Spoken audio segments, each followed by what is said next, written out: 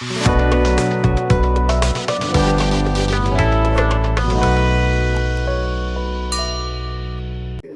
हम लोग को पढ़ना है सर्कुलेशन। ध्यान से बस समझो, बॉडी में हमेशा बहुत सारा चीज का सर्कुलेशन मतलब ट्रांसपोर्टिंग ऊपर से लेकर नीचे तक थ्रू आउट द बॉडी होते रहता है। जरूरी भी है, ऐसा जरूरी नहीं है कि किसी सेल को कोई मटेरियल चाहिए वो मटेरियल वहीं पे मिल जाए, कहीं दूसरा जगह से ट्रांसपोर्ट होके आना पड़ेगा नहीं, या फिर कहीं भी कोई चीज बन रहा है उसका जरूरत वहीं पे भी है ना, वो ट्रांसपोर्ट होके कहीं और भी जाने की जरूरत है। तो कंटिन्यूअसली थ्रू बॉडी फ्लूइड, चाहे लिम्फ हो चाहे ब्लड हो जो भी हो, तो materials continuously over all the body एक जगह से दूसरे जगह ट्रांसपोर्ट होते रहते हैं। ठीक है, और ये ट्रांसपोर्ट मटेरियल्स का बॉडी में एक जगह से दूसरे जगह ट्रांसपोर्ट होने का मेन चीज है ब्लड। थ्रू ब्लड ही सब मटेरियल्स इधर से उधर ट्रांसपोर्ट होते हैं। ठीक है, मतलब कहने का मतलब ये है कि जो इम्पोर्टेंट मटेरियल्स हैं वो मटेरियल सेल के पास जाएगा क्योंकि वो रिक्वायर्ड है, जरूरी है, सेल उसको लेगा, यूटिलाइज करेगा, और जो हार्मफुल है वो सेल से बाहर निकलेगा और फिर बॉडी से बाहर एलिमिनेट हो जाएगा। ट्रांसपोर्ट होने वाला मटेरियल्स क्या क्या हो सकता है? सबसे पहले रेस्पिरेटरी गैसेस, ऑक्सीजन और कार्बन डाइऑक्साइड ट्रांसपोर्ट होता है कि नहीं होता है? अच्छा, न्यूट्रिएंट्स जो ब्लड वेसल्स में ऑब्जर्व हुआ है, जितना भी न्यूट्रिएंट है, मिनरल्स, न्यूट्रिएंट्स सब, आयंस इंपॉर्टेंट है कि नहीं है? सारा मेटाबॉलिक एक्टिविटी उसी पे मैक्सिमम डिपेंड रहता है, तो आयंस का रिक्वायरमेंट है। एंजाइम्स जरूरी है कि नहीं है सेल के फंक्शंस कराने के लिए। अच्छा, हार्मोन्स जरूरी नहीं है कि जो सेल को जब जैसे एक्टिव काम करना होगा तो वो हार्मोन्स वहीं पे मिल जाए। हार्मोन को प्रोड्यूस करने के लिए बॉडी में डिफरेंट अलग अलग ग्लैंड्स हैं, वो ग्लैंड हार्मोन प्रोड्यूस करेंगे, लेकिन वो हार्मोन का जरूरत वहीं पे थोड़े होगा। अब जहाँ पे जरूरत होगा हार्मोन्स वहां से ब्लड में जाएगा, फिर ब्लड से ट्रांसपोर्ट होकर जाएगा। तो हार्मोन्स, एंजाइम्स, ऐसे करके बहुत सारा मॉलिक्यूल्स है, बहुत सारा केमिकल मटेरियल्स है जो एक जगह से दूसरी जगह ट्रांसपोर्ट होके, वेस्ट मटेरियल्स नहीं तो वो सब भी ट्रांसपोर्ट होके इधर से उधर जाता है। अब इंपॉर्टेंट चीज जैसे कि enzymes, hormones, nutrients, oxygen etcetera, तो ये सब चीज सेल को जाएगा क्योंकि सेल को ये सब का जरूरी है। और वो चीज जो हार्मफुल है जैसे कि यूरिन वगैरह, वेस्ट मटेरियल, एक्सक्रीटरी प्रोडक्ट्स नहीं, बहुत सारे नाइट्रोजनस वेस्ट वगैरह होते हैं, कार्बन डाइऑक्साइड नहीं, तो ये सब वो चीज है जो बॉडी के लिए यूजफुल नहीं है, तो सेल से ट्रांसपोर्ट होकर बाहर जाएगा, फिर बाहर से कोई उपाय लगेगा बॉडी से बाहर एलिमिनेट करने के लिए। तो बॉडी में कंटिन्यूअसली ट्रांसपोर्टेशन हो रहा है कि नहीं हो रहा है इंपॉर्टेंट रिक्वायर्ड चीज को पाने के लिए और अनवांटेड चीज को रिमूव करने के लिए, एलिमिनेट करने के लिए। और ये किसके थ्रू हो रहा है? मेजरली ब्लड के थ्रू हो रहा है। तो सर्कुलेटरी सिस्टम में हम जनरली पढ़ते हैं बॉडी फ्लूइड के बारे में, इसमें ब्लड के बारे में पढ़ेंगे, लिम्फ के बारे में भी बता देंगे, वेसल्स के बारे में, माने जिस वेसल से होते हुए ये ब्लड क्या करता है कि फ्लो करता है। अब लिम्फ फ्लो करेगा लिम्फ वेसल्स में और ब्लड फ्लो करेगा ब्लड वेसल्स में। ब्लड वेसल्स पता है ना, 3 होते हैं, आर्टरीज, वेन्स, कैपिलरीज। इन सब ब्लड के बाद वेन्स के बारे में पढ़ेंगे, तो इन सब के बारे में पढ़ेंगे। और तीसरा मोस्ट इंपॉर्टेंट चीज जो हम लोग का सर्कुलेटरी ऑर्गन है, हार्ट। इसी का काम है कि ब्लड को लेना, through out the body blood को पंप करना। उतना फोर्स अगर पंप नहीं करेगा तो थ्रू आउट द बॉडी नहीं जा पाएगा नहीं। तो हार्ट, तो ये 3 इंपॉर्टेंट चीज हो गया हमारे सर्कुलेटरी सिस्टम का, जिससे कि ये सब मैकेनिज्म प्रोवाइड होता है। यहाँ तो कोई दिक्कत नहीं है ना। अब अगर ब्लड के बारे में बात करें, पहले इतना लिख लीजिए, फिर ब्लड के बारे में बात कर लिया जाएगा। सर्कुलेशन,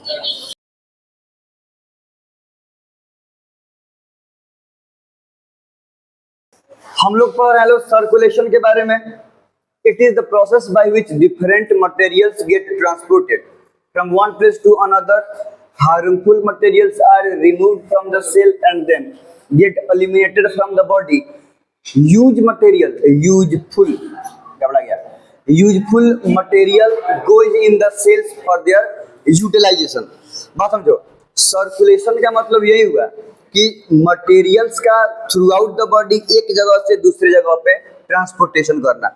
एक वो जगह जो सोर्स है जहाँ से मटेरियल्स प्रोड्यूस हो रहा है, और दूसरा जगह जहाँ पे उस मटेरियल्स का जरूरत है, तो उस जहाँ से प्रोड्यूस हुआ वहां से ट्रांसपोर्ट होकर जहाँ पे जरूरत है वहां पे जाता है।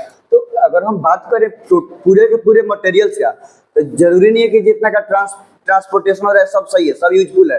यूजफुल मटेरियल्स का ट्रांसपोर्टेशन भी जरूरी है, हार्मफुल मटेरियल्स का ट्रांसपोर्टेशन भी जरूरी है। यूजफुल मटेरियल सेल को जाएगा, हार्मफुल मटेरियल सेल से बाहर जाएगा और फिर बॉडी से बाहर एलिमिनेट हो जाएगा, इसलिए सर्कुलेशन जरूरी है।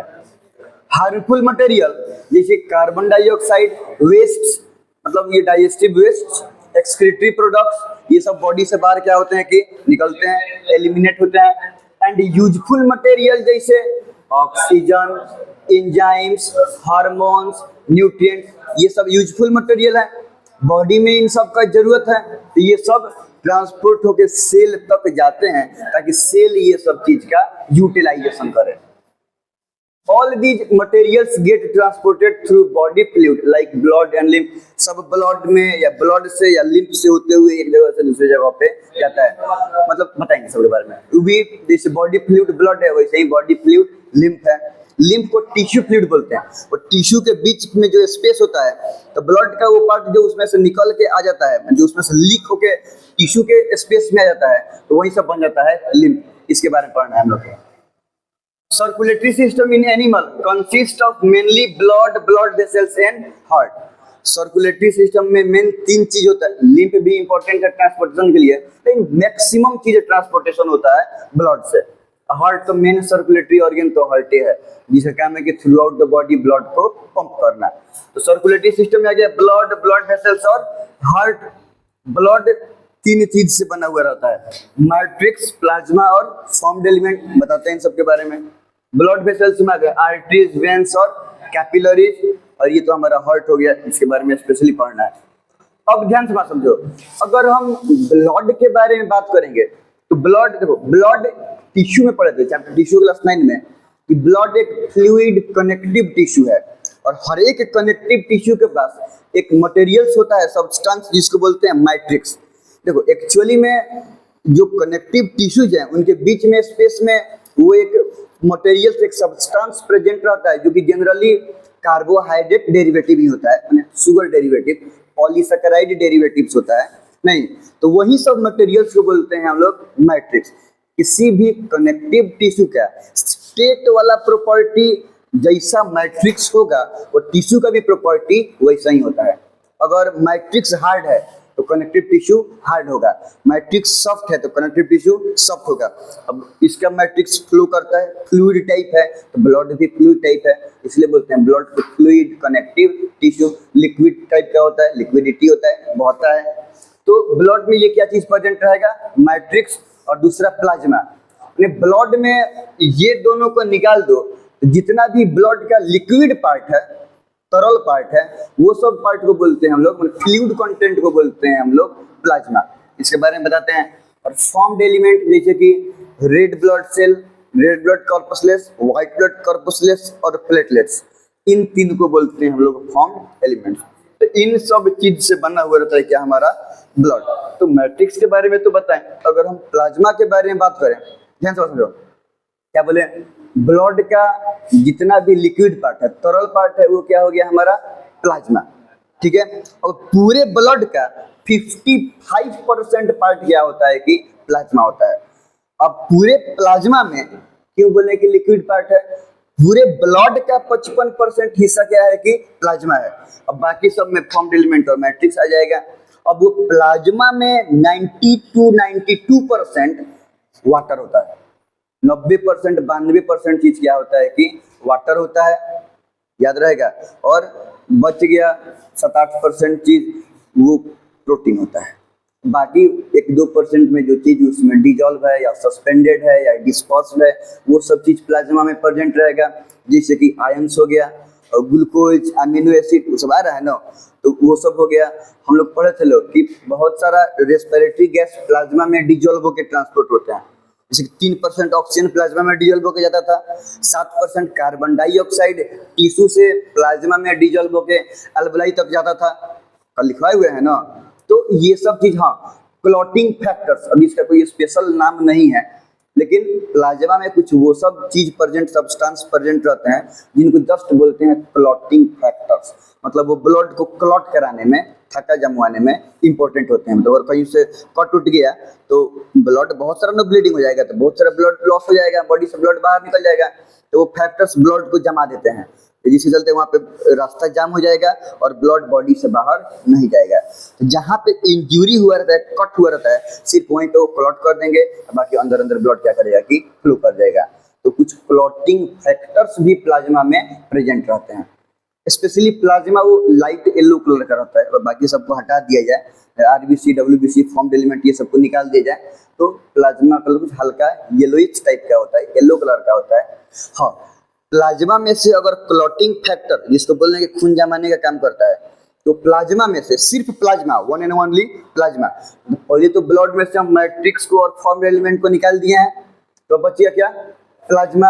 अब प्लाज्मा में से क्लॉटिंग फैक्टर्स को निकाल दें, उसको बोलते हैं सीरम। सीरम कहीं कहीं पता नहीं, हम कहीं पढ़े थे हम लोग कि हॉर्स ब्लड सीरम, माने आदमी का ना, हॉर्स के, वो हॉर्स का ना, हॉर्स घोड़ा, ये हॉर्स ना, हॉर्स के ब्लड सीरम से में एंटी वेनम इंजेक्शन बनता है। अगर किसी को सांप काट लेता है नहीं, तो वो वेनम से छुटकारा पाने के लिए वो इंजेक्शन दिया जाता है, तो एंटी वेनम इंजेक्शन बोलते हैं। समझ में रहे ना, इंपॉर्टेंट बात है। खैर यहाँ पे ध्यान से बात समझ सब। तो ये सब जो चीज बताएं वो किसके बारे में है? प्लाज्मा के बारे में है। इतना बात तो पहले लिख लिया जाए, कोई दिक्कत नहीं है ना।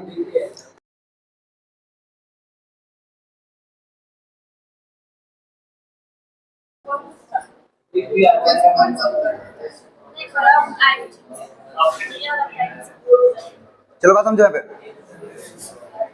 हम लोग पढ़ रहे हैं लोग ब्लड के बारे में। Blood is a fluid connective tissue that transport various materials through out the body. ये फ्लूइड कनेक्टिव टिश्यू है जो बहुत सारे मटेरियल्स को थ्रू आउट द बॉडी क्या करता है कि ट्रांसपोर्ट करता है ना। Blood is consist of plasma, formed element and matrix. तीन चीज से बना हुआ रहेगा, प्लाज्मा से, मैट्रिक्स से और फॉर्म्ड एलिमेंट। प्लाज्मा के तो बारे में बताइए कि है, इसके बाद फॉर्म्ड एलिमेंट ये सब के बारे में भी पढ़ना है। अगर हम प्लाज्मा के बारे में बात करें तो plasma is the fluid content of the cell, sorry of the blood. Blood का जो लिक्विड पार्ट है, उसको फ्लूइड पार्ट है, उसको बोलते हैं हम लोग प्लाज्मा। इसमें ये पूरे के पूरे ब्लड का 55% पार्ट क्या रहता है कि प्लाज्मा रहता है, 55%। और बाकी सब में आएगा फॉर्म्ड एलिमेंट और matrix. Plasma is light yellow coloured viscous liquid, हल्का येलोइश कलर का रहता है, और विस्कस मतलब गाढ़ा लिक्विड रहता है। अब सोचो ना, ये प्लाज्मा में ये glucose, amino acid, respiratory gas, ions और भी बहुत सारा चीज डिजॉल्व रहता है। तो पतला लिक्विड तो होगा नहीं, थिक लिक्विड होगा नहीं। It contains ion, sodium ion, chloride ion, potassium ion, bicarbonate ion, सब प्रेजेंट रहता है इसमें। Glucose, amino acid, respiratory gases जो कि डिजॉल्व होता है, ऑक्सीजन, कार्बन डाइऑक्साइड, ये सब प्रेजेंट रहेगा। Plasma has clotting factors for blood. Blood के लिए क्लॉटिंग फैक्टर्स होता है, इसका काम ये है कि क्लॉटिंग में हेल्प करता है, ब्लड के क्लॉटिंग में हेल्प करता है। देखेंगे टाइम रहेगा तो क्लॉटिंग और ब्लड भी पढ़ा देंगे। ब्लड कैसे क्लॉट करता है, अगर हम लोग को इंजरी हुआ तो वो लिक्विड ब्लड कैसे सॉलिड में कन्वर्ट हो जाता है। हाँ, plasma without clotting factor called serum. अगर प्लाज्मा में से क्लॉटिंग फैक्टर निकाल दो तो वो प्लाज्मा को क्या बोलेंगे हम लोग? Serum. 90 to 92% of plasma has water. पूरे प्लाज्मा की, पूरे ब्लड की बात नहीं कर रहे हैं, ब्लड में 55% प्लाज्मा। अब सिर्फ प्लाज्मा के 90-92% पार्ट क्या रहता है कि वाटर रहता है, पानी रहता है, और बाकी 7% पार्ट प्रोटीन रहता है। तीन टाइप के प्रोटीन मिलता है प्लाज्मा में, वही फाइब्रिनोजेन, एल्बुमिन और ग्लोबुलिन। इंपॉर्टेंट तो सब है कर। फाइब्रिनोजेन का काम ये कि ब्लड को क्लॉट करवाना। तो फाइब्रिनोजेन प्रोटीन ब्लड को, नॉट ओनली फाइब्रिनोजेन, ये फाइब्रिनोजेन और ये क्लॉटिंग फैक्टर्स, ये सब मिलके ब्लड को क्लॉट करवाता है। ठीक, अब देखना है फॉर्म्ड एलिमेंट के बारे में। क्या देखे थे हम लोग कि ब्लड तीन चीज से बनता है, मैट्रिक्स, प्लाज्मा और फॉर्म्ड एलिमेंट। प्लाज्मा के बारे में हो गया, अब बच गया फॉर्म्ड एलिमेंट। तो फॉर्म्ड एलिमेंट भी तीन टाइप्स का होता है, आरबीसी, डब्ल्यूबीसी और कॉर्पसलेट्स। सॉरी, आरबीसी, डब्ल्यूबीसी और प्लेटलेट्स नहीं। आरबीसी मतलब रेड ब्लड कॉर्पसलेट्स, डब्ल्यूबीसी मतलब व्हाइट ब्लड कॉर्पसलेट्स, और तीसरा वाला हो गया प्लेटलेट्स। ठीक है, तो ये तीनों के बारे में हम लोग को क्या करना है कि पढ़ना है। तो अब हम लोग शुरू करते हैं लोग फॉर्म्ड एलिमेंट के पहिलका वाला पार्ट, जिसको आरबीसी बोल रहे हैं। ध्यान सुना सब। आरबीसी मतलब वही फुल फॉर्म तो होता है रेड ब्लड कॉर्पसलेट्स। आरबीसी को एरिथ्रोसाइट भी बोलते हैं, क्योंकि उसमें एरिथ्रिन करके पिगमेंट प्रेजेंट रहता है, जिससे चलते उसका कलर रेड रहता है। आगे देखेंगे उसके बारे में, रेड ब्लड कॉर्पसलेस के बारे में। तो आरबीसी को हम लोग एरिथ्रोसाइट भी बोलते हैं। और ये जो जितना भी चीज है, तीनों फॉर्म्ड एलिमेंट में से ब्लड में सबसे ज्यादा नंबर अगर किसी का होता है तो वो होता है आरबीसी का।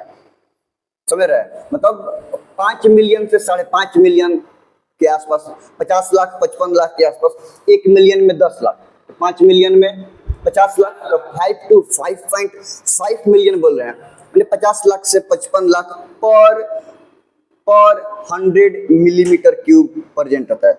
सॉरी, पर मिलीलीटर क्यूब प्रेजेंट रहता है क्या? आरबीसी। डब्ल्यूबीसी का नंबर सबसे कम रहता है, वो 6000 से 8000 के आसपास ही रहता है। नहीं, खैर, अब अगर आरबीसी के बारे में बात करें तो मैच्योर आरबीसी में न्यूक्लियस प्रेजेंट नहीं रहता है, और रेड ब्लड सेल में एगो फेरस कंटेनिंग हीमोग्लोबिन प्रेजेंट रहता है। आरबीसी में एगो फेरस मतलब iron containing red coloured protein present रहता है, जिसको बोलते हैं हीमोग्लोबिन। और हीमोग्लोबिन का काम होता है कि वो रेस्पिरेटरी गैस को कैरी करता है। ये पढ़े के लोग, एक मोलिक्यूल हीमोग्लोबिन का मैक्सिमम 4 मोलिक्यूल ऑक्सीजन को कैरी कर सकता है अल्वोलर साइड से टिश्यू साइड तक। नहीं, तो ये हीमोग्लोबिन का ये काम है कि वो रेस्पिरेटरी गैस को कैरी करता है। हीमोग्लोबिन के प्रेजेंट होने के चलते ही क्या होता है कि ब्लड का कलर रेड रहता है। तो पूछे कि खून का कलर लाल क्यों है, तो because of presence of haemoglobin. WBC में यही हीमोग्लोबिन प्रेजेंट नहीं रहता है, जिसके चलते वो रेड नहीं है, व्हाइटिश है, कलरलेस व्हाइट कलर का होता है। इतना बात तो भी लिख ले हम लोग इसके बारे में, आरबीसी के बारे में, ठीक है।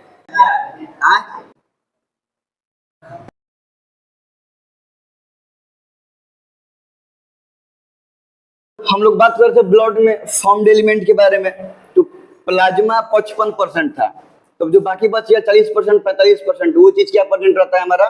Formed element. तो ये 40-45% चीज जो बच गया वो है फॉर्म्ड एलिमेंट।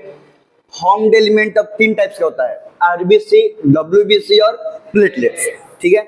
अब यही तीनों में से हम एक आरबीसी के लेके बात करेंगे। तो आरबीसी के वही full form red blood corpuscles, RBC को एरिथ्रोसाइट्स भी बोलते हैं। बाइकॉनकेव नेचर का, सॉरी शेप इसका बाइकॉनकेव टाइप। बाइकॉनकेव समझता है सब, मतलब ऐसे गोला बीच में से धंसा हुआ, मतलब बादशाही देखा सब, बादशाही खाया होगा सब, ऐसे गोला रहता है और बीच में धंसा हुआ रहता है। नहीं देखा है सब, नहीं देखा है बेवजह, उसको बोलते हैं बाइकॉनकेव। तो ऑलमोस्ट वही शेप का होता है। तो biconcave in shape, nucleus is absent in mature RBC. Mature RBC में न्यूक्लियस प्रेजेंट नहीं रहता है, एब्सेंट रहता है। 5 मिलियन to 5.5 मिलियन पर मिलीमीटर क्यूब ऑफ ब्लड, मैंने 1 मिलीमीटर क्यूब में, मैंने 1 मिलीमीटर यानी से एक लेंथ, ब्रेथ और एक हाइट। अब उतना में जितना ब्लड आएगा, उतना ब्लड में 50 लाख से 55 लाख, 1 मिलियन में 10 लाख, तो 5 मिलियन to 5.5 मिलियन, इतना 50 लाख से 55 लाख प्रेजेंट रहता है। अगर इससे कम रहेगा तो बोलेंगे कि आरबीसी का संख्या कम है। RBC contain red coloured iron containing, मतलब फेरस कंटेनिंग प्रोटीन, जिसको बोलते हैं हम लोग हीमोग्लोबिन। आयरन कंटेनिंग प्रोटीन है, लाल रंग का होता है, इसी के चलते ब्लड लाल होता है। They carry respiratory gases, respiratory gases को कैरी करेगा, ट्रांसपोर्ट करता है। RBC are formed in red bone marrow and destroy in spleen. Spleen तो समझता सब, ये स्टोमक के साइड में कोई ऑर्गन है स्प्लीन, तो वहां पे खत्म हो जाएगा, मर जाएगा। और ये बनता है रेड बोन मैरो में। जो बोन होता है, बोन हम लोगों का बोन खोखला होता है, भीतर से स्पेस खाली रहता है, उसमें जो रेड कलर या हल्का सा डार्क मतलब डार्क रेड कलर का जो चीज प्रेजेंट होता है उसको बोलते हैं बोन मैरो। और ये बोन मैरो में क्या होता है कि आरबीसी बनता है। चिकन उकन हम लोग मुर्गा वगैरह खाते हैं लोग, तो उसमें से चूसते हैं लोग करके, तो जो निकला वही होता है हमारा बोन मैरो। सावन है ना, पाप लगेगा चिकन मटन का बात नहीं करना है। चलो समझाने के लिए इतना समझ में आ रहा है ना। तो ये रेड बोन मैरो में इसका फॉर्मेशन होगा। एवरेज लाइफ 120 दिन के आसपास है, तो 120 दिन के आसपास ये रेड ब्लड कॉर्पसलेस जिंदा रहेगा। तो क्या हर एक सेल जो बनता है वो मरता ही है, सबका अपना अपना लाइफ स्पेन है। तो 120 दिन के आसपास जिंदा रहेगा, काम करेगा, और फिर उसके बाद से स्प्लीन में जाके मर जाएगा। इसलिए स्प्लीन को बोलते हैं graveyard of RBC. Graveyard समझता है सब, जहाँ पे जो कोई मरता है तो उसको अंतिम हलावला दिया जाता है, दरगाह टाइप में, मतलब जहाँ पे खत्म नहीं, तो उसको बोलते हैं ग्रेवयार्ड ऑफ आरबीसी। नहीं खैर, हाँ एक इंपॉर्टेंट बात ये है कि हीमोग्लोबिन अप्रोक्स 14 माने 14 ग्राम पर डेसीलीटर प्रेजेंट रहता है आदमी के ब्लड में, माने 12 से 16 ग्राम। लिख लो सब, हीमो ये इतना लिख लो कि हीमोग्लोबिन प्रेजेंट पर 100 मिलीमीटर क्यूब में 12 से 14 ग्राम प्रेजेंट रहता है, मैंने 12 से 16 ग्राम, मतलब अप्रोक्स 14 ग्राम के आसपास। 12 ग्राम से कम है तो बोलेंगे कि हीमोग्लोबिन कम हो गया है, हीमोग्लोबिन के बॉडी में डिफिशियंसी है, ठीक है। आरबीसी के बाद अब दूसरा नंबर आता है डब्ल्यूबीसी। अब ऑफ कोर्स वो आरबीसी रेड ब्लड कॉर्पसलेस था, तो ये व्हाइट ब्लड कॉर्पसलेस होगा। इसको हम लोग ल्यूकोसाइट भी बोलते हैं, आरबीसी को एरिथ्रोसाइट बोलते थे, तो डब्ल्यूबीसी को क्या बोलेंगे, ल्यूकोसाइट। देखो ये इसमें हीमोग्लोबिन प्रेजेंट नहीं रहेगा, इसलिए ये रेड नहीं होता है। और जहां तक इसके शेप का बात करें तो डब्ल्यूबीसी इरेगुलर होता है, इसका कोई खास पर्टिकुलर शेप नहीं होता है। डब्ल्यूबीसी का मेन काम होता है डिफेंस मैकेनिज्म, मतलब जितना भी फॉरेन पार्टिकल्स या जर्म्स वगैरह आता है तो वो डब्ल्यूबीसी ही है कि वो सब वो बैक्टीरिया, वायरस, पैथोजेंस वगैरह से फाइट करता है, बॉडी के लिए एक डिफेंस सिस्टम तैयार करता है, इम्यूनिटी प्रिपेयर करता है। तो वो सब जर्म्स वगैरह से, पैथोजेंस वगैरह से लड़ने का काम करता है डब्ल्यूबीसी। उससे लड़ता है, उसको फाइगोसाइटोसिस कर देता है, मतलब उसको इंगल्फ कर देता है, खा जाता है, उसको खत्म कर देता है। तो बॉडी में जो डिफेंस मैकेनिज्म है वो प्रोवाइड करने का काम करता है डब्ल्यूबीसी। कंटेंट की बात करें तो आरबीसी, डब्ल्यूबीसी, प्लेटलेट्स, ये तीनों में सबसे कम अमाउंट में, सबसे ज्यादा अमाउंट में तो आरबीसी होता है, लेकिन सबसे कम अमाउंट में होता है डब्ल्यूबीसी। बस 1 मिलीमीटर क्यूब में ओनली 6000 से 8000, सिर्फ 6000 से, ये तो 50 लाख 55 लाख था, सोचो। और ये कितना कि वन एंड ओनली 6000 से 8000, तो ऊपर इतना ही प्रेजेंट रहता है। इतना बात लिख लिया जाए।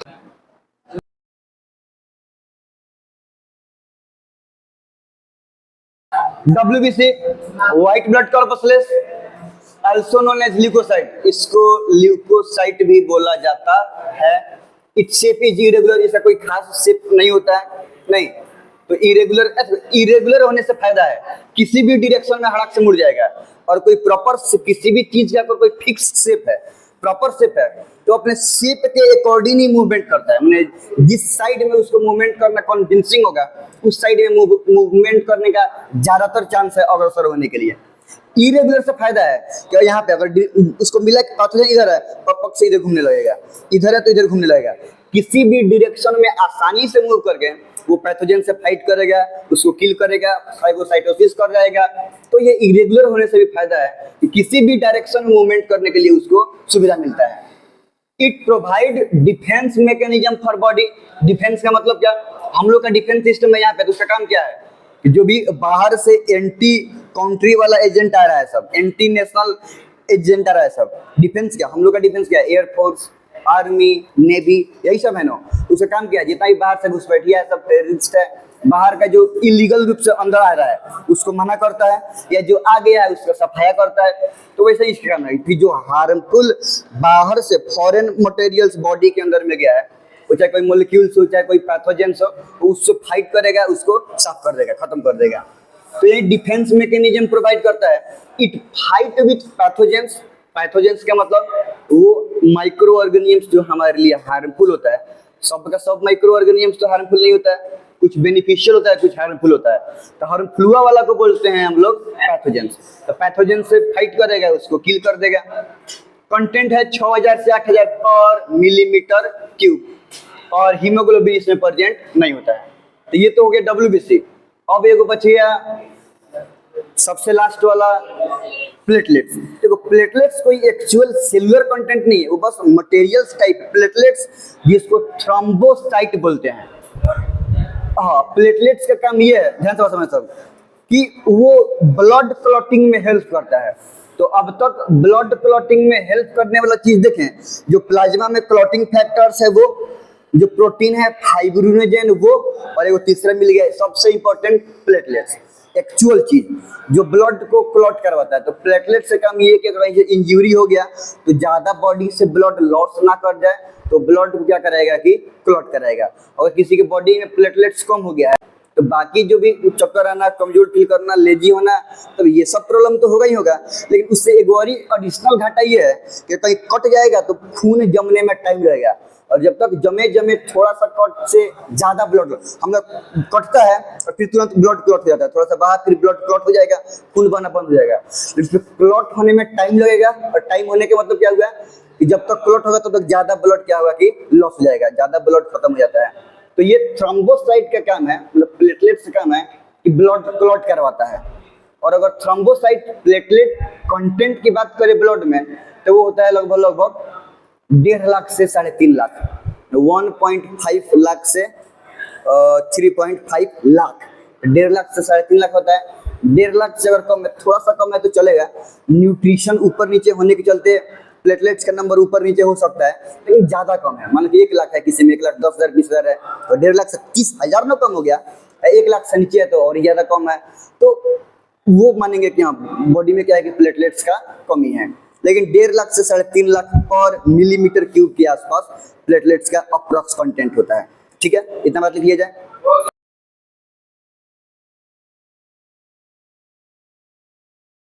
थर्ड नंबर बच गया हमारा कंपोनेंट प्लेटलेट्स, यही है ना, फॉर्म्ड एलिमेंट का, also known as thrombocytes. Platelets को थ्रोम्बोसाइट्स भी बोलते हैं, वो थ्रोम्बिन प्रोटीन के चलते होता है थ्रोम्बोसाइट्स। खैर, it content in normal human body 1.5 to 3.5 lakh per millimeter cube। 1 millimetre cube of blood में 1.5 लाख से 3.5 लाख के आसपास होता है। तो तुम लोग का ब्लड टेस्ट होगा, 1.5 लाख से कम है तो समझ रहे हैं सबकी प्लेटलेट से डाउन है, समझ में आ रहा है ना। और हीमोग्लोबिन वही 14 ग्राम से कम होगा, 12 ग्राम से कम होगा, 11 ग्राम हो, 10 ग्राम हो पर 100 मिलीमीटर क्यूब में, तो समझ हीमोग्लोबिन डाउन है। तो ऐसे पता चलता है। इसका मेन फंक्शन क्या है, ब्लड का क्लॉट करवाना। हालांकि इसके डेफिशिएंसी से ये सब नॉर्मल प्रॉब्लम है, तो होता है चक्कर आना, हेडेक होना, नहीं आदमी लेजी बन जाता है, इनएक्टिव बॉडी हो जाता है, तो ये सब नॉर्मल है। लेकिन मेन बात ये है कि अगर कहीं कट लग गया तो माइनर कट में ब्लड क्लॉट होने में टाइम लगेगा और तब ज्यादा ब्लड लॉस हो जाएगा। इसीलिए प्लेटलेट्स का कंटेंट नॉर्मल होना चाहिए, प्लेटलेट काउंट कम नहीं होना चाहिए, नॉर्मल होना चाहिए। हम लोग को न्यूट्रिशनल डाइट लेना चाहिए जिससे कि प्लेटलेट का काउंट हमेशा बॉडी में नॉर्मल रहे। ठीक है, अब बात कर रहे हैं हम लोग ब्लड के बाद ब्लड वेसल्स के बारे में। तो अगर ब्लड वेसल्स क्या है, वो ट्यूब, वो डक्ट, वो थिन ट्यूब जिससे होते हुए ब्लड फ्लो करता है, उसी को बोलते हैं हम लोग ब्लड वेसल्स। अब देखो, वो ट्यूब में जो स्पेस है, जिस स्पेस से होते हुए ब्लड फ्लो करता है, वो स्पेस को बोलते हैं ल्यूमेन। क्या बोलेंगे, जैसे मान लो कि ये ट्यूब है, अब इसके अंदर ये स्पेस है, इसी स्पेस से होते हुए ना ब्लड फ्लो करेगा। जैसे अगर हम पाइप जिसमें हम लोग पानी पटाते हैं, तो पाइप में अगर नल से खोल दिए तो जो अंदर के कोई स्पेस है, खाली जगह है, खोखला जगह है, उसी स्पेस से होते हुए ना पानी बहता है, तो उधर से अंदर से होते हुए पानी उस एंड से इस ओपन एंड तक आता है। ये बात समझ में आ रहा है। तो जो स्पेस से होते हुए पानी फ्लो करके आ रहा है, इधर बाहर निकल रहा है, वो स्पेस को क्या बोलेंगे हम लोग, ल्यूमेन। याद रहेगा। तो ब्लड वेसल्स में वही वो स्पेस जिससे होते हुए ब्लड फ्लो करता है, वो स्पेस को बोलेंगे ल्यूमेन। और ल्यूमेन इनक्लोज रहता है चारों तरफ से स्मूथ मसल सेल से। हम लोग टिश्यू में पढ़े थे, मस्कुलर टिश्यू में पढ़े थे, स्मूथ मसल्स। तो जो ब्लड वेसल्स वगैरह में प्रेजेंट रहता है उसको बोलते हैं ब्लड वेसल्स वगैरह में प्रेजेंट रहता है स्मूथ मसल्स। और भी ज्यादा जगह है, प्यूपिल वगैरह में, खैर यूरिनरी ब्लैडर इस सब में, उसके बारे में बाद में बात किया जाएगा। तो ब्लड वेसल्स में जो ल्यूमेन को कवरिंग करता है वो कौन होता है, स्मूथ मसल। और इस स्मूथ मसल्स के ऊपर भी कवरिंग रहता है, सबसे ऊपर कवरिंग किस चीज का रहता है, इपिथेलियल टिश्यू का। स्क्वैमस इपिथेलियल क्या होता है कि स्मूथ मसल्स के ऊपर कवरिंग करता है। तो ये हो गया हमारा ब्लड वेसल्स।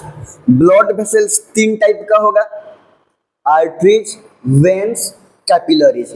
जनरली आर्टरीज में ऑक्सीजनेटेड ब्लड फ्लो करेगा, मतलब वो ब्लड जो ऑक्सीजन को कैरी करता है। समझ में आ रहा है, मैंडेटरी नहीं बोले हैं, जनरली बोले हैं। वेन में डीऑक्सीजनेटेड ब्लड फ्लो करेगा।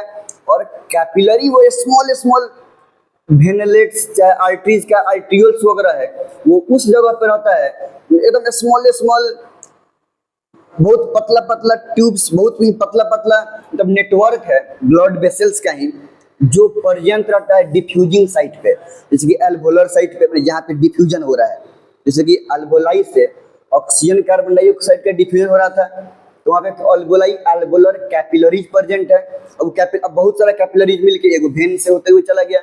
वैसे ही टिश्यू साइट पे जहाँ पे डिफ्यूजन हो रहा है ऑक्सीजन कार्बन डाइऑक्साइड का, तो ऑर्गन साइट पे टिश्यू साइट पे वेन प्रेजेंट नहीं रहेगा, वेन एकदम thin thin small small network में बदल जाएगा और उसी को बोलते हैं हम लोग कैपिलरीज।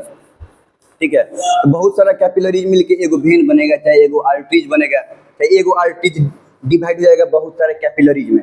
मतलब एक आर्टरीज से ऑक्सीजनेटेड ब्लड आया और वो जो गया टिश्यू साइट पे, तो वहाँ से बहुत डिफरेंट थिन नेटवर्क में डिस्ट्रीब्यूट होकर तब क्या गया टिश्यू तक गया, और वहाँ पे क्या हो रहा है कि वो ब्लड कैपिलरीज और टिश्यू के बीच में ऑक्सीजन कार्बन डाइऑक्साइड ये जो भी मटेरियल्स हो वो सब मटेरियल्स का डिफ्यूजन हो रहा है। ठीक है, तो वही सबसे लास्ट लेटर मोस्ट पार्ट है ब्लड कैपिलरीज, जहाँ पे डिफ्यूजन होता है, डिफ्यूजिंग मेम्ब्रेन बनाता है। तो ब्लड वेसल्स तीन टाइप्स का, आर्टरीज, वेन और कैपिलरीज। अंतर पढ़ेंगे हम लोग।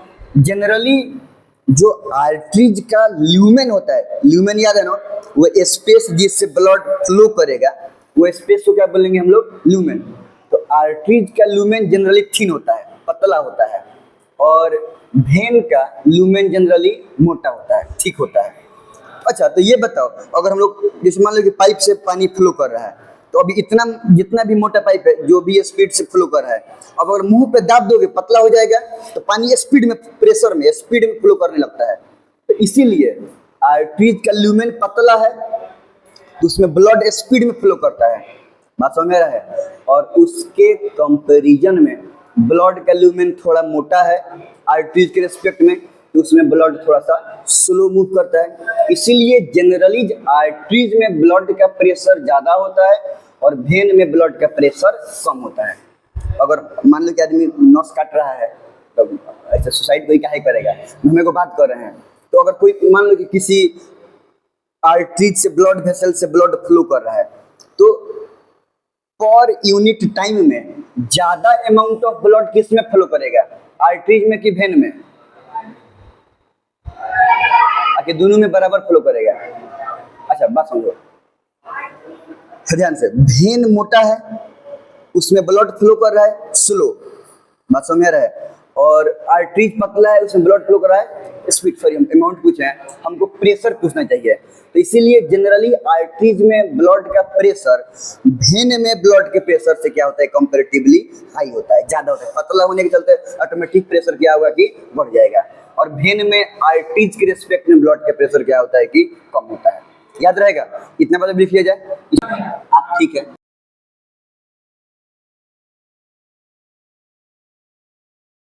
ब्लड वेसल्स के बारे में हम लोग बात कर रहे हैं। द डक्ट या tube through which blood flow called blood vessels, वो डक्ट जिससे ब्लड फ्लो करता है उसको क्या बोलेंगे हम लोग, ब्लड वेसल्स। और ब्लड वेसल्स के बीच में जो स्पेस होता है जिससे होते हुए ब्लड फ्लो करता है, वो स्पेस को बोलेंगे ल्यूमेन। और ल्यूमेन ब्लड फ्लो कर रहा है, वो ऊपर से इंक्लूड रहता है स्मूथ मसल से, और ये स्मूथ मसल से ऊपर कवरिंग रहता है इपिथेलियम का, इपिथेलियल टिश्यू का, स्क्वैमस इपिथेलियम। इपिथेलियम टिश्यू भी होता है डिफरेंट टाइप का, squamous epithelium, columnar epithelium, glandular, ciliated होता है ना, नहीं क्यूबोइडल। तो ये स्क्वैमस इपिथेलियम का उसके ऊपर से कवरिंग रहता है। खैर, तो ब्लड वेसल्स तीन टाइप का, आर्टरीज, वेन्स और कैपिलरी। अब अगर आर्टरीज की बात करें, यहाँ पे ध्यान देखो, अगर आप आर्टरीज की बात करें तो जनरली आर्टरीज कौन सा ब्लड कैरी करता है, ऑक्सीजनेटेड ब्लड कैरी करेगा, और वेन्स कैसा ब्लड कैरी करेगा, डीऑक्सीजनेटेड ब्लड कैरी करेगा। आर्टरीज का ल्यूमेन पतला है, थिन है, और इसमें देखो मोटा है, कंपैरेटिवली मोटा है, तो इसका ल्यूमेन क्या है कि ठीक है। अब थिन ल्यूमेन होने के चलते ब्लड ज्यादा स्पीड में फ्लो करेगा, तो जनरली आर्टरीज में ब्लड का प्रेशर ज्यादा होता है रिलेटिवली, इससे कंपेयर करें तो। और इसका चूंकि ल्यूमेन थिक है, ब्लड फ्लो होने वाला स्पेस मोटा है, तो इसमें इसके रेस्पेक्ट में ब्लड प्रेशर कंपैरेटिवली लो होगा, लो होता है। ठीक है, कैपिलरी, जब आर्टरी हो चाहे वेन हो, जहां से आ रहा है या जहां जा रहा है, सबसे लास्ट साइट पर, बात समझ रहा है, आर्टरीज या कैपिलरी बहुत ही थिन नेटवर्क ऑफ ट्यूब में बट जाता है, और वो बहुत थिन नेटवर्क ऑफ ट्यूब को क्या बोलते हैं हम लोग, कैपिलरीज। और ये जनरली डिफ्यूजन साइट पे इंपॉर्टेंट रहता है, चाहे अल्वोलर साइट हो चाहे टिश्यू साइट हो, ब्लड जहाँ पे डिफ्यूजन होना हो, नहीं मतलब मटेरियल्स डिफ्यूज होके ब्लड से जाए दूसरे में, या उसमें से मटेरियल्स आए ब्लड में, तो वो डिफ्यूजन साइट पे ऑर्गन्स के पास, टिश्यूज के पास, जैसे कि अल्वलाई वगैरह हो गया, तो वहाँ पे आर्टरीज या वेन्स बाइफर्केट होके मतलब बंट जाता है, बहुत ही स्मॉल थिन, बहुत ही पतला बहुत स्मॉल ट्यूब्स में, और उसी को बोलते हैं हम लोग ब्लड कैपिलरीज। ठीक है, तो ये 3 टाइप्स का हो गया, आर्टरीज, वेन्स और कैपिलरीज। नहीं तो यहाँ पे जनरली दोनों आर्टरीजो रहेगा, वेन्सो रहेगा, और वहाँ पे दोनों का डिफ्यूजन होता है। ठीक है, अब एक्सचेंज के अकॉर्डिंग डिपेंड करता है कि क्या क्या मटेरियल से कैसे एक्सचेंज हो रहा है।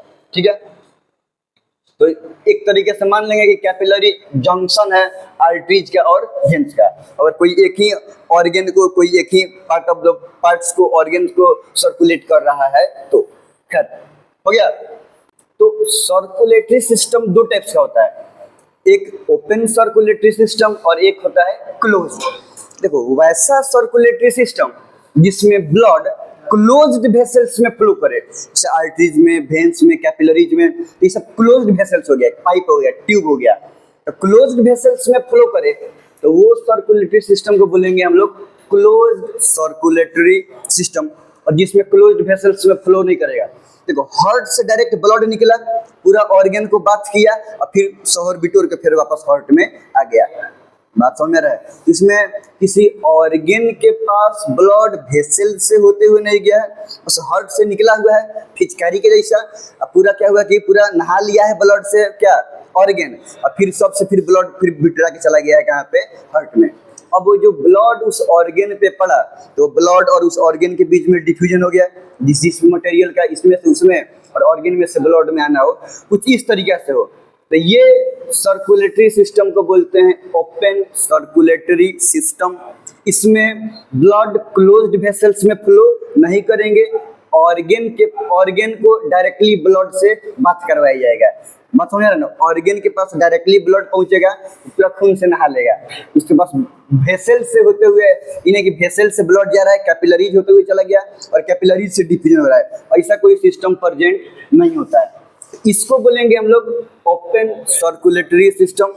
लोअर एनिमल्स वगैरह में प्रेजेंट रहता है, जैसे कि आर्थ्रोपोडा, ये सब में, मोलस्क, ये सब में प्रेजेंट रहता है। हाँ, लोअर एनिमल में ही आता है एनालिड्स, एनालिडा वगैरह में, आर्थ्रोवर्म में जिसमें आता है उसको बोलते हैं एनालिड्स। तो आर्थ्रोवर्म वगैरह में रेड ब्लड होता है, और वो भी ब्लड वेसल्स में फ्लो करता है, ये उसका बहुत बड़ा इवोल्यूशन है। अगर जब हम लोग को पढ़ना था क्लास 9th में क्या बोलते हैं डाइवर्सिटी, तो उसमें पढ़ना ये सब था, सब डिफरेंट एनिमल्स के फाइलम के बारे में, और उन सब फाइलम के कैरेक्टरिस्टिक्स के बारे में कि कौन कौन से प्रॉपर्टी उसमें है, कौन कौन प्रॉपर्टी डेवलप हो चुका है, तो इस चीज़ के बारे में पढ़ना था, लेकिन अब वो सिलेबस से निकल चुका है। तो खैर हम क्या बोल रहे हैं कि आर्थ्रोपोडा मतलब इंसेक्ट्स वगैरह में ये प्रेजेंट होता है क्या, ओपन सर्कुलेटरी सिस्टम। मोलस्क मतलब समझता है सब, वो सब ऐंठा घोंगा ये सब, तो इस सब में भी प्रेजेंट रहता है, वही क्या बोलते हैं ओपन सर्कुलेटरी सिस्टम। लेकिन एनालिड्स और थ्रोम वगैरह में, चाहे कॉर्डेट में हम सब कोई लोग आ जाएंगे, ह्यूमंस वगैरह, एम्फीबियंस, रेप्टाइल्स, बर्ड्स, फिश, उस सब में, ये सब में प्रेजेंट रहता है closed circulatory system. Blood vessel से होते हुए फ्लो करेगा, हार्ट ब्लड को पंप कर दिया, और हार्ट से ब्लड वेसल से होते हुए फ्लो होगा, पूरे बॉडी ऑर्गन तक जाएगा, और फिर वहां से वापस हार्ट में ब्लड वेसल से होते हुए ही आएगा। ठीक है, डायरेक्टली ब्लड नहीं जाएगा, क्लोज्ड ट्यूब में फ्लो कर रहा है। तो ये हम सब में जनरली हायर एनिमल में क्लोज्ड सर्कुलेटरी सिस्टम ही होता है। ठीक है, हार्ट वो ऑर्गन है, सर्कुलेटरी ऑर्गन है, जो ब्लड को पंप करता है, मतलब ब्लड को पहुंचाता है बाकी सारे टिश्यूज तक। ठीक है,